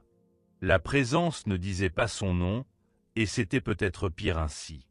La peur venait, primitive, logée dans chaque cellule, dans ce savoir atavique que tout ne devait pas être vu, que tous les royaumes ne pouvaient se croiser sans qu'une lézarde ne s'ouvre quelque part dans la structure du réel. Thorsène posa la main sur l'épaule d'Eliane, plus pour s'ancrer que pour la protéger. Arin, vacillant à l'orée du champ doré, avait le regard fixé droit devant lui, figé entre deux souffles. D'un pas prudent, ils avancèrent, à portée du souffle du cœur. Chacun sentait son propre rythme cardiaque épouser celui de la vive gemme, accéléré puis ralenti, comme si leur vie, en ce lieu, était suspendue à un battement extérieur. Les particules dorées montaient, tourbillonnaient davantage, obéissant à des courants secrets qui dessinaient de lentes spirales, lesquelles semblaient tramer dans l'air la chronique silencieuse du vivant et des mondes. La conversation ne fit que traverser leurs esprits. Aucun n'eut besoin, ni le courage, d'émettre le moindre son. Tout baignait dans cette attente de l'indicible, le pressentiment obsédant que, devant eux, se jouait quelque chose de si vaste qu'aucune parole ne saurait suffire. La mer dorée s'ouvrit soudain à la perception. non pas devant, mais autour, partout à la fois. Dans la lumière cristalline affluaient des visages, des bribes de mémoire, des fragments d'histoires oubliées, les rêves des arbres les plus anciens, la danse du feu originel, les chants murmurés des premières tempêtes. Ce n'était pas une illusion, mais la substance même de la vie, l'âme d'Hyperborée révélée enfin sous sa forme la plus intime. La silhouette d'ombre gagna en densité. Elle absorbait la lumière autour, traçant avec lenteur, comme à regret, un sillon de froid dans la matrice dorée. Quelque part, il sentait confusément qu'elle ne devrait pas être là, que son existence même était une erreur, le résultat d'un déséquilibre, d'une faille ouverte sans qu'aucun mortel ne l'ait voulu. Dans la palpitation du cristal, une plainte sourde s'éleva, vibrante, comme une note de musique frappée à l'intérieur de leur tête. Elle ne cessa pas, mais changea de forme, évoluant, glissant, s'amplifiant en une multitude de voix, des voix sans langue, sans âge. Les gardiens étaient là. Ils ne se tenaient pas devant eux, mais partout à la fois, murmure vif dans le flux du cœur. Elle comprit alors, non pas avec raison, mais dans la chair. Le cristal vivait des âmes de ceux qui, depuis le commencement, veillaient sur le cœur. Les gardiens, anciens parmi les anciens, s'étaient un jour tenus ici, face à l'ombre. Ils avaient compris le danger, l'incompatibilité entre la permanence de la lumière et le surgissement de la brèche noire. Il était déjà trop tard, la faille existait, la présence insidieuse avait déjà tissé ses filaments dans la trame de l'équilibre. Un choix leur fut offert, et ils n'hésitèrent pas. Ils se sacrifièrent, non en se détruisant, mais en fusionnant leur essence avec le cœur magnétique, ancrant la vie à travers leur propre disparition. Leur mémoire, leurs songes, tout passa dans le cristal, amplifiant sa force, créant un barrage d'attention et de bonté contre la progression de la faille.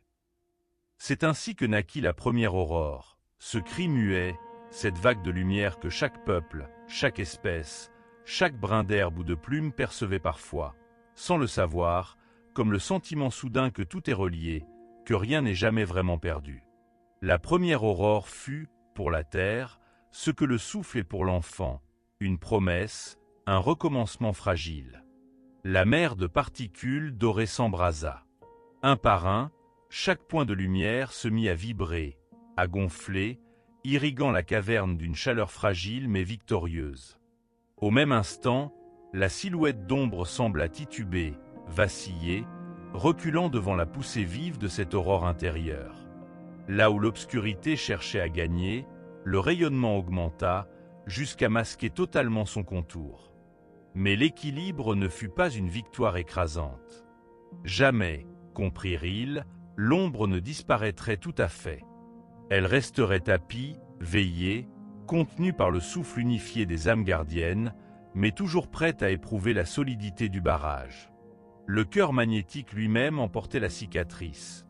Une nervure sombre, extrêmement fine, sur l'une de ses faces, trace indélébile du conflit primordial. Eliane porta la main sur la surface du cristal. Une vision fusa dans sa tête. Plaine brumeuse, montagne traversée d'aurore, rivière scintillant de souvenirs. Chaque détail bouillonnait de potentialité. Elle y vit, comme autant de graines prêtes à germer, les possibles destins du monde, esquissés par la confluence de l'espérance et du risque. La chaleur du cœur devint rassurante, solaire, profonde. Elle sentit affluer en elle la force des gardiens, non comme une possession, mais comme le don d'un souffle partagé. Instantanément, Torsène et Arin furent touchés à leur tour. Leur esprit se dilata dans la lumière, comme si, le temps d'un battement, ils devenaient eux aussi partie de l'éphémère éternité du cœur. Au sommet du cristal, la pulsation battit plus fort. Un rayon jaillit, traversant la caverne, s'élevant dans une spirale prodigieuse. Il franchit la voûte pierreuse avec douceur, telle une pluie inversée, montant dans le ciel pour éclater bien au-delà, là où les vents éternels dessinent des routes de lumière entre les étoiles. Aux confins du monde, de la steppe la plus éloignée aux glaces vernissées de l'extrême nord, la première aurore apparut, non comme un flamboiement, mais comme un éclair silencieux, un feu discret apaisant la nuit des horizons. Les peuples sentirent, sans le nommer, ce renouveau diffus. Les forêts tressaillirent, les animaux dressèrent l'oreille, les rivières purent alors reprendre leur cours. On raconta, longtemps après, qu'en cette nuit-là, même les pierres ressentirent une joie feutrée, car la promesse du recommencement brillait de nouveau au centre du monde. Éliane et les siens restaient là, petits devant l'œuvre des siècles. Ils percevaient confusément que, désormais, chaque histoire, chaque chant, porterait en lui la marque du cœur, la gratitude muette envers ceux qui se perdaient pour que la vie circule à nouveau. Le rayonnement diminua, mais ne disparut pas. La mer dorée ondulait tranquillement, maintenant sans tempête, recouvrant le sol, arrondissant la caverne de ses bras brillants. La silhouette d'ombre était repoussée à la périphérie, maintenue à distance par le pacte silencieux des gardiens. Mais la blessure demeurait.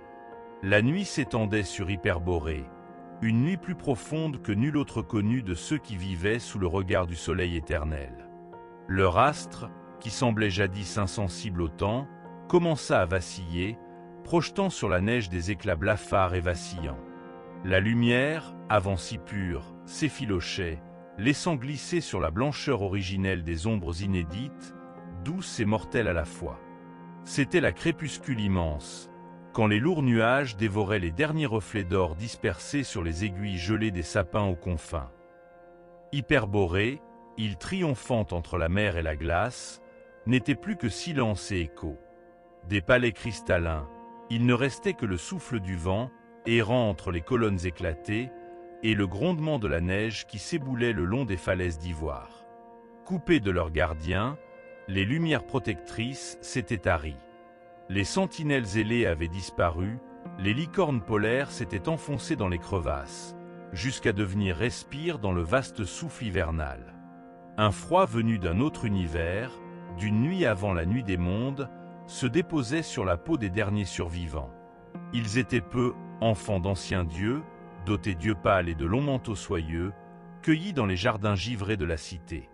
Ils veillaient auprès des autels de cristal vivant, car telle était leur mission ultime. Sauver ce qui pouvait l'être, garder la mémoire intacte, jusqu'à la fin du chemin. Un matin, au seuil du solstice, la mer frappa la banquise. Les vagues mugirent contre les remparts de glace, brisant les chenaux sacrés et ouvrant des abîmes suintants de ténèbres. Les aurores boréales, longtemps serpentines et joueuses, s'effacèrent subitement, happées par le soir sans fin. Alors, le conseil des sages se réunit dans la grande nef brisée du temple central. Les voix étaient graves, emportées par le souffle de la perte, mais demeuraient porteuses d'une lueur obstinée. La lumière ne doit pas mourir ici. Ce fut le serment qu'ils prononcèrent, entourés de flammes plus froides que la nuit, dans le cercle du cristal sans âge. Ce fut au sein de cet effondrement silencieux qu'ils firent leurs adieux. Les enfants et les anciens, les artisans et les rêveurs, les gardiens et les conteurs, toute la beauté d'un peuple ciselé par des millénaires d'aube, se préparèrent à l'exode. On ouvrit les chambres scellées, on tira des profondeurs les sphères de cristal vivant, ces graines de lumière façonnées par l'intention des premiers êtres. Les grains tiédissaient leurs paumes malgré l'air glacé, palpitant d'une douce lueur bleutée, la promesse d'un feu qu'aucune nuit ne pouvait tuer. Chaque famille en reçut un fragment. C'était le cœur d'Hyperborée, scellé dans le plus humble de ses exilés. Commença alors la marche. Une lame blanche s'étirant à l'infini, traversée par le pas prudent des voyageurs. Leurs traces demeuraient un instant, puis la neige, jalouse, les effaçait, comme pour préserver ainsi le secret du départ. Les plus jeunes marchaient en tête, la peau rosie par le froid aigu, tandis que les vieillards, sages et résolus, fermaient la procession. L'un d'eux, Toriel, portait sur son dos une dernière harpe d'argent. À la nuit tombée, ses doigts dessinaient dans l'air des accents mélancoliques, rappel de la cité effondrée. Leur route les conduisit d'abord à travers les forêts de sapins silencieux, puis sur les grandes plaines couvertes d'herbes gelées. Ici et là, des failles ouvraient leurs bouches obscures, témoignant du relâchement soudain des glaces ancestrales. Les exilés entendaient la mer, comme une bête blessée s'étirant jusqu'aux confins du monde, Saoul charriant sur la glace les souvenirs d'une époque révolue. Quelques animaux, spectraux, les observaient de loin, rennes aux yeux d'ambre, loups recouverts d'un givre scintillant, chevaux sauvages au souffle évanescent.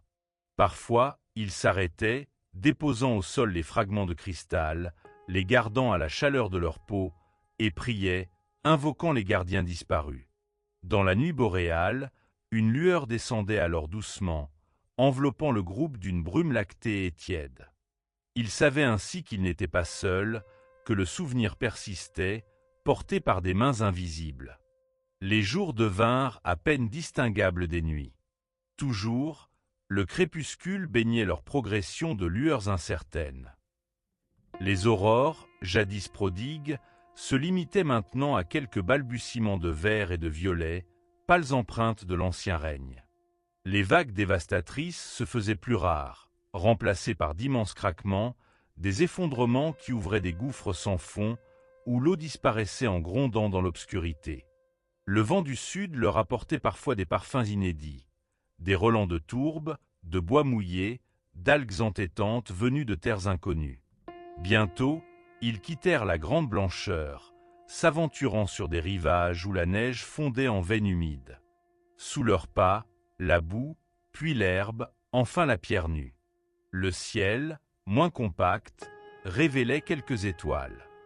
Ils passaient les rivières à gué, s'abritaient en dessous des frondaisons bruissantes, et certains soirs, un feu surgissait, alimenté du souvenir du soleil disparu. Certains tombèrent. Le voyage, immense et sans retour, réclamait ses dus. Ceux qui restaient reprenaient les fragments de lumière, les serraient contre leur cœur, s'engageaient à ne pas céder. Un murmure d'espoir parcourait la colonne silencieuse, comme si les semences sacrées étaient porteuses d'un avenir que tous pouvaient voir. Nul ne se plaignit. Chaque naufrage, chaque perte, était recueilli dans la mémoire commune, tissée autour des cristaux.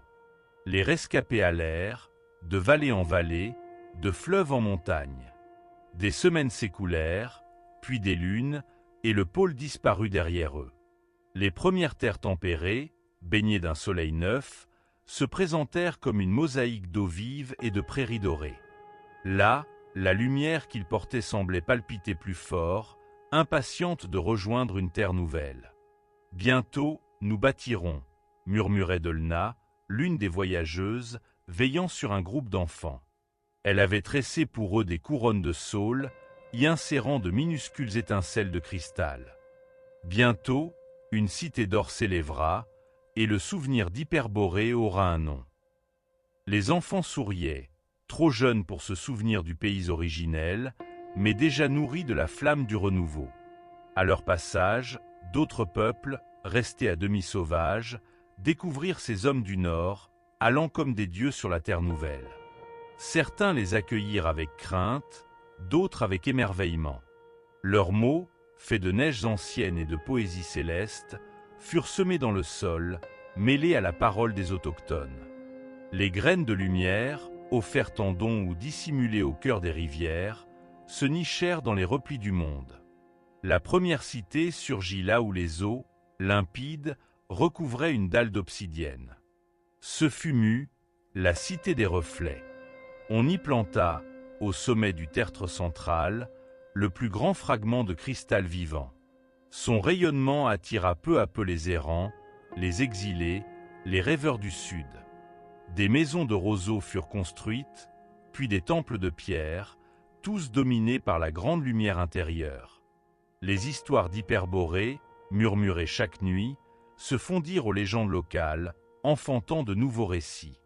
Plus au loin, sur les îles de l'Ouest, les exilés bâtirent l'Atlantide, cité de pierre blanche, posée comme une perle sur l'océan immense.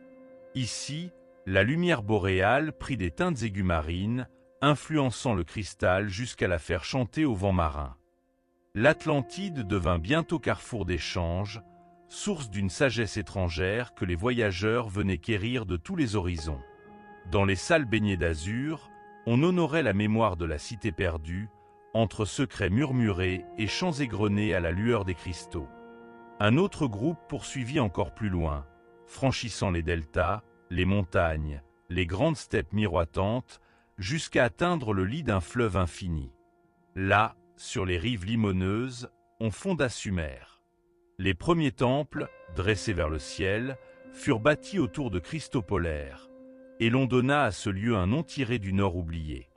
Les scribes consignaient en sur l'argile les vestiges des sciences anciennes, de sorte qu'à chaque nouveau lever de soleil, renaissait un peu de la sagesse d'Hyperborée. Au fil du temps, la lumière dispersée dans l'Exode reprit ses droits.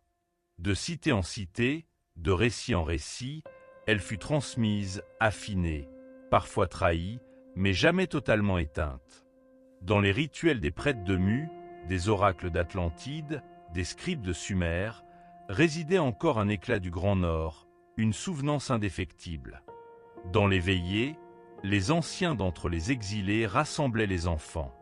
Autour d'un feu ou devant les vasques de lumière, ils comptaient l'île disparue, la blancheur sans égale, les jardins givrés, les dragons éteints, la musique des sphères célestes.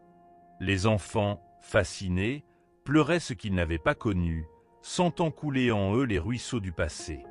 Parfois, un dormeur, au cœur de la nuit, rêvait du voile neigeux d'Hyperborée ou retrouvait dans l'air tiède d'un matin brumeux le froid transcendant jadis. Dans les temples, on priait la grande étoile boréale, on allumait, en secret, des feux faits de pierres sacrées. Quand le dernier remous du monde ancien se dissipa, ce fut le silence qui régna sur les pôles. Les tempêtes s'étaient levées, hurlant leur colère blanche et têtue, des semaines durant. Les flots s'étaient mués en miroirs ensommeillés, piégés eux aussi sous la gangue épaisse qui couvrait désormais la surface. Les terres, les mers, tout avait disparu, avalé, effacé en quelques battements de saisons furieuses.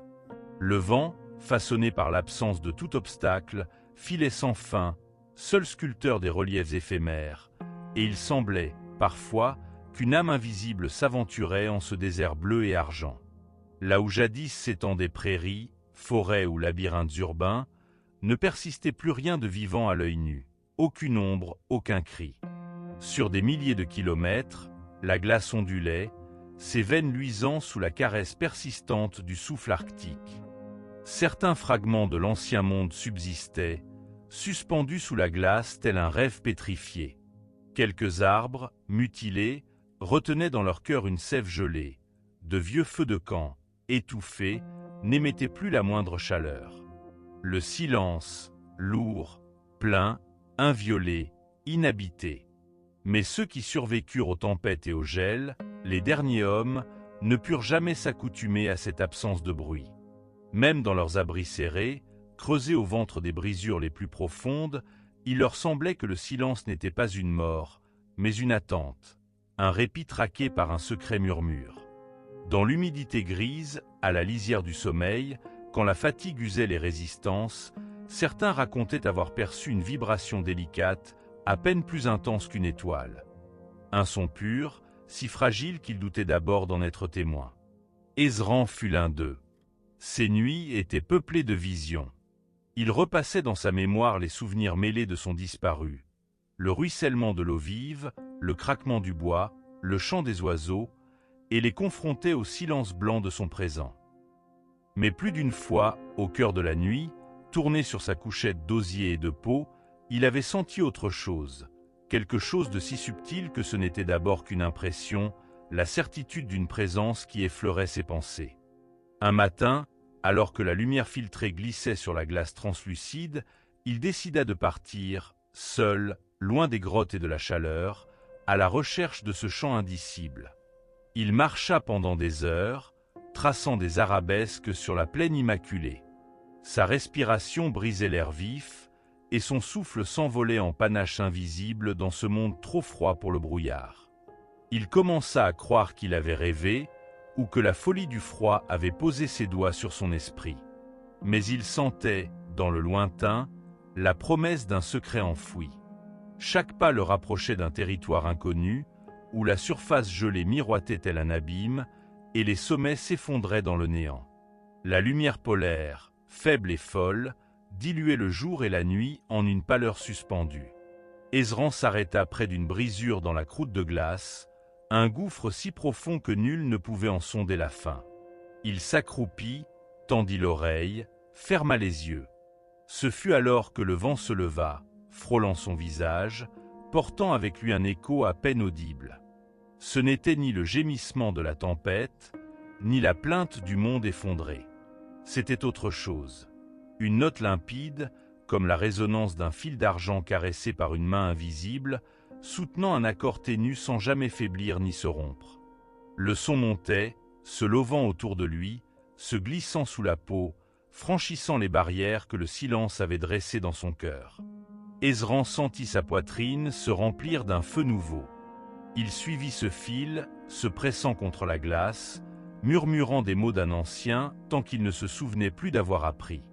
Dans cette fusion, il n'y eut plus ni froid, ni peur. Les frontières entre le dedans et le dehors s'effacèrent. Il comprit alors la sagesse des anciens, celle dont on n'osait parler que dans des contes d'hiver, lorsque les lampes étaient faibles et les enfants endormis. Il existe, disait-il, un chant qui traverse la nuit et le froid, et il n'atteint que les cœurs en paix. Tant que l'humanité refusera de s'écouter, ce chant restera un murmure. Mais le jour où l'équilibre sera restauré, où l'esprit épousera de nouveau la cadence de la terre, alors le soleil éternel paraîtra, et il chantera haut.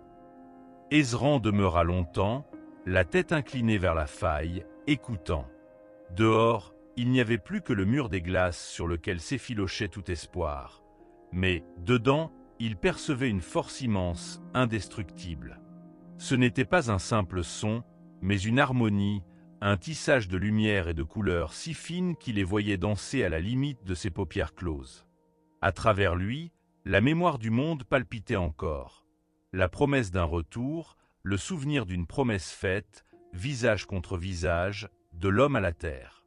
Quand il retourna à l'abri, il trouva les autres, assis en cercle autour de la lueur tiède d'une lampe. Leurs voix étaient feutrées par la fatigue et la crainte. Ezran s'assit parmi eux, et dans un regard, dit ce qu'il n'avait pas trouvé les mots pour exprimer. Dans ses yeux, il portait à la fois la certitude du silence et la chaleur du chant entrevu. Ce soir-là, ils restèrent longtemps sans parler, écoutant ensemble l'étrange battement de la terre sous la glace, le dialogue secret de la vie et de la matière.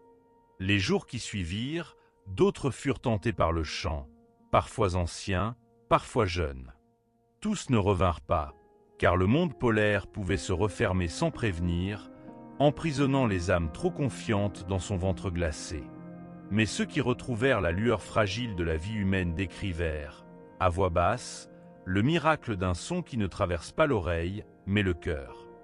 D'où venait-il? Nul ne le savait. Certains parlaient du soleil éternel, cette étoile mère que les premiers hommes vénéraient autrefois. D'autres se demandaient si ce n'était que le souvenir d'un temps révolu, ressuscité par la solitude et la faim. Alors que l'hiver persistait, un rituel naquit.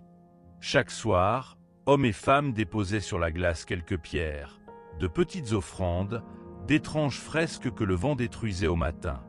Ils se racontaient, en fermant les yeux, le souvenir de son disparu. Un rire d'enfant, le bruit de la pluie qui frappe une fenêtre, un souffle d'animal au creux du sous-bois. Dans le silence des pôles, chaque mémoire devenait plus précieuse que l'or. À force d'évoquer ces mélodies englouties, le chant, parfois, surgissait, d'abord comme une note unique, puis s'accordant à d'autres murmures, tissant une toile de son intérieur. La peur se dissolvait, la chaleur revenait, sinon dans la chair, du moins dans l'âme. Une nuit, le groupe sentit le vent faiblir, comme si la planète elle-même s'était arrêtée pour écouter. Une clarté inhabituelle filtra par la fêlure du plafond de glace. Tous levèrent les yeux et virent, loin là-haut, la danse d'aurore silencieuse, des voiles aux couleurs douces flottant sur la voûte de la nuit polaire. Ce fut alors, au cœur de cette immobilité sacrée, qu'ils discernèrent à nouveau le chant. Cette fois, il ne leur parut plus lointain, ni fragile. Il vibrait dans leur poitrine, synchronisé au battement du sang. Le soleil éternel, pensèrent-ils. Il n'est pas au dehors, mais dans l'accord intime entre ceux qui rêvent et ceux qui veillent en chacun. Il n'y eut plus de mots. Seul leur souffle, mêlé, portait assez de justesse pour prolonger, sans jamais l'égaler, la pureté du chant perçu. Pour la première fois depuis des saisons, un rire jaillit, limpide, léger. Il n'était pas destiné à conjurer la peur ni à défier la nuit. Ce rire, simple et clair, fut comme une lumière, et chacun s'y réchauffa. Les jours devinrent longs, puis brefs. Le ciel hésitait désormais entre deux bleus. Dehors, des ombres traversaient parfois la glace, peut-être des animaux enfouis ou le passage des anciens vents. Ezran, souvent, s'asseyait à la lisière du gouffre et écoutait. Il savait que le secret des pôles n'était pas seulement pour lui, ni même pour ceux de son groupe. C'était un héritage, confié à ceux qui résistaient, à ceux qui, malgré la ruine et la perte, voulaient bien croire que rien n'est jamais complètement éteint tant que subsiste le souvenir d'un chant pur. Dans la torpeur lumineuse du grand hiver, une paix étrange descendit peu à peu sur les survivants. Ils ne parlaient presque plus du passé. Ils ne se racontaient pas de projets pour le lendemain. Ils veillaient, silencieux, nourrissant leur vie du souvenir du chant. Il n'y avait pas de promesse, sinon celle du recommencement, d'un jour où l'accord perdu entre l'homme et la terre serait retrouvé. Car au-delà de la glace, dans le creuset des tempêtes, quelque chose persistait. Une lumière sous la surface, un cœur endormi qui battait en rythme, patient. Dans les grottes, les enfants posaient parfois des questions, et les anciens répondaient par des contes, évoquant le temps où la terre et l'homme dialoguaient sans crainte, où la joie n'avait pas besoin de mots pour danser de l'un à l'autre. Ils disaient qu'alors, les champs poussaient sous la seule chaleur de la gratitude, et que la pluie ne connaissait que la douceur. Les enfants, les yeux brillants d'un espoir inentamé, écoutaient, puis, sans bruit, essayaient, du bout des lèvres, de fredonner le chant du soleil éternel. Personne ne s'en moquait. Une nuit bleue, profonde, où la moindre brise retenait son souffle, où tout, jusqu'au scintillement des constellations, semblait prêt à basculer dans un silence sans fond. Il n'y avait ni lune ni halo, rien d'autre que la promesse feutrée d'un matin qui hésitait à se lever. Les voyageurs dormaient encore, lovés entre les fourrures et les lambeaux de souvenirs. Dans ce frémissement de l'aurore naissante, le nord, ce grand nord que l'on croyait à jamais figé, muré dans la nuit, trembla. Ce fut d'abord aussi secret qu'un soupir dans la neige, une rumeur indistincte d'eau souterraine libérée, puis, insensiblement, un souffle plus chaud. Sous l'enveloppe séculaire de glace, une lente métamorphose s'opérait. Quand Lionel, tout contre la paroi polie de leur abri, entr'ouvrit les yeux, il crut d'abord rêver. La glace s'était parée d'un éclat trouble, irisé, transpercé de veines dorées comme un soleil naissant vu à travers 1000 miroirs. Son premier réflexe fut de se pelotonner davantage dans sa couverture, traquant la douce chaleur, luttant contre l'appel du froid. Mais il n'y eut pas de froid, seulement une tiédeur inédite, diffuse, qui rayonnait lentement jusqu'au cœur même de ses os. Autour de lui, les autres se réveillaient tour à tour, chacun émergeant du sommeil avec cette même expression d'étonnement. Miroa, sa respiration encore assourdie par la nuit, tendit la main vers la paroi. Elle frôla la glace, le bout des doigts vibrant d'une pulsation presque vivante. Un chant très bas, indistinct, sortait des profondeurs de la substance même dans laquelle il s'était réfugié. Un chant? Non. Plutôt une résonance, un écho qui n'était nulle part mais aussi partout, aussi bien dehors que dans leur propre poitrine. Des gouttes apparurent sur l'arc du plafond. D'abord rares, puis plus nombreuses, elles se formèrent à la jonction secrète du froid et du tiède, y suspendant un monde de reflets. En les observant, Lionel sentit quelque chose en lui céder, comme une digue invisible s'ouvrant sur une lumière depuis longtemps oubliée. Il ferma les yeux, s'emplissant de cette sensation rare, cette intuition dansante d'être plus vaste, relié. Dans le silence attentif, l'aube s'annonça. Très pâle d'abord, infusant, à travers la glace fondante, de fins voilages roses et or sur la neige, sur les peaux, sur les visages tirés. Ils attendirent sans parler, pris d'un respect qui leur imposait l'immobilité et l'écoute. Ce qui avait été un simple espoir, une prière murmurée au fil des nuits les plus longues, prenait progressivement forme sous leurs yeux. Le nord s'ouvrait, peu à peu, tel un port scellé depuis 1000 ans, délivrant ses secrets. Les premières lueurs s'infiltrèrent sous le socle du givre, dessinant sur la terre une fresque nouvelle. La neige fondait en rigoles translucides, révélant des dalles anciennes, agencées selon des figures étranges, imbriquées dans une architecture à la fois familière et étrangère. Là, tout près, la ruine d'une tour dressait vers le ciel glacé sa colonne brisée, et autour, d'autres bâtisses affleuraient, assemblages de pierres et de quartz poli. Des cristaux, par endroits, filaient des ombres vives au fil de la lumière, telles les arêtes dormantes d'un dragon minéral sorti d'un rêve. Les pas hésitants des voyageurs crissaient à peine sur cette terre révélée. Leurs ombres, longues et claires, glissaient sur le pays muet, s'ajustant au relief inexploré des ruines de Thulé.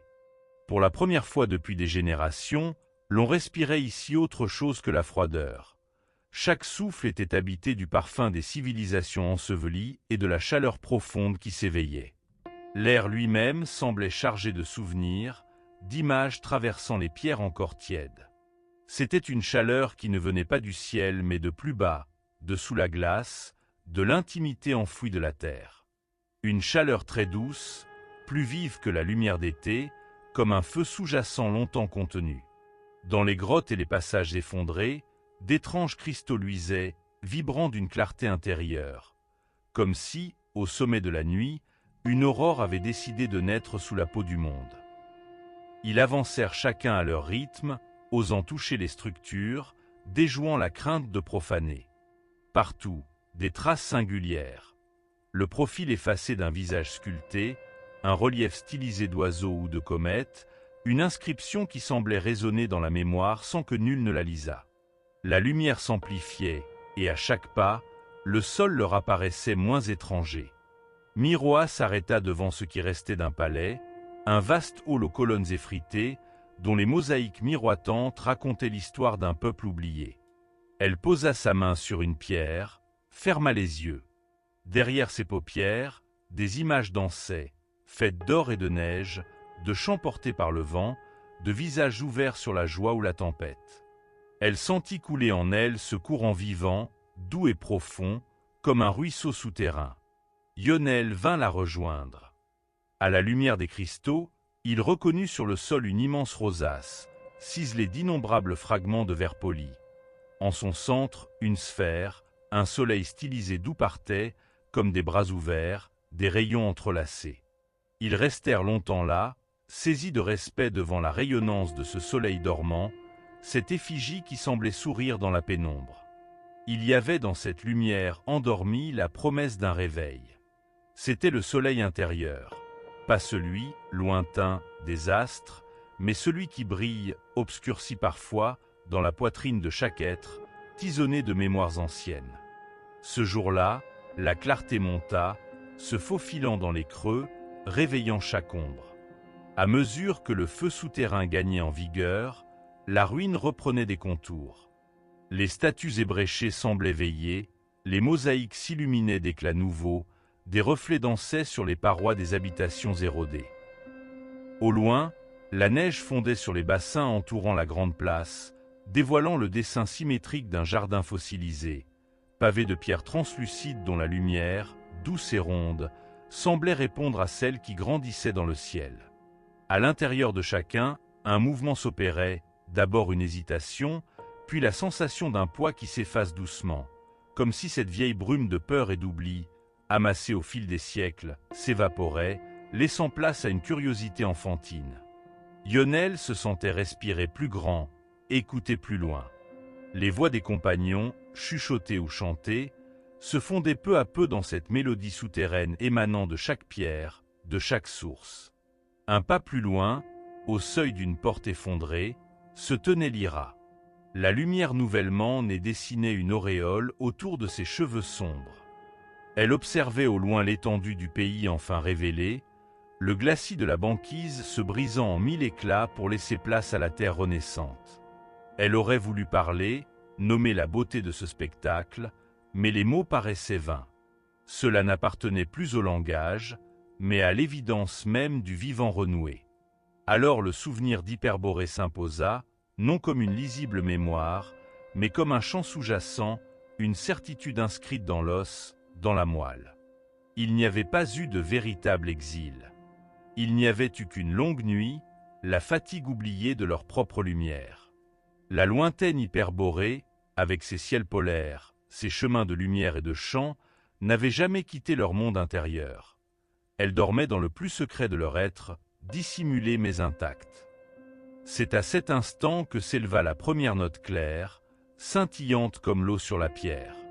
Ce fut un chant d'abord très faible, solitaire, né de la gorge d'un enfant qui marchait entre les colonnes, mais à peine chanté, le son s'amplifia, trouvé et repris par l'écho des ruines, par la vibration des cristaux, par le souffle du vent qui s'était remis à courir. D'autres voix se joignirent, graves ou hautes, rauques ou pures, tissant une matière sonore jamais entendue, vaste comme le ciel, profonde comme la terre. Le chant du soleil éternel, celui qu'on croyait à jamais perdu, résonnait de nouveau, soulevant la mémoire, effaçant la peur.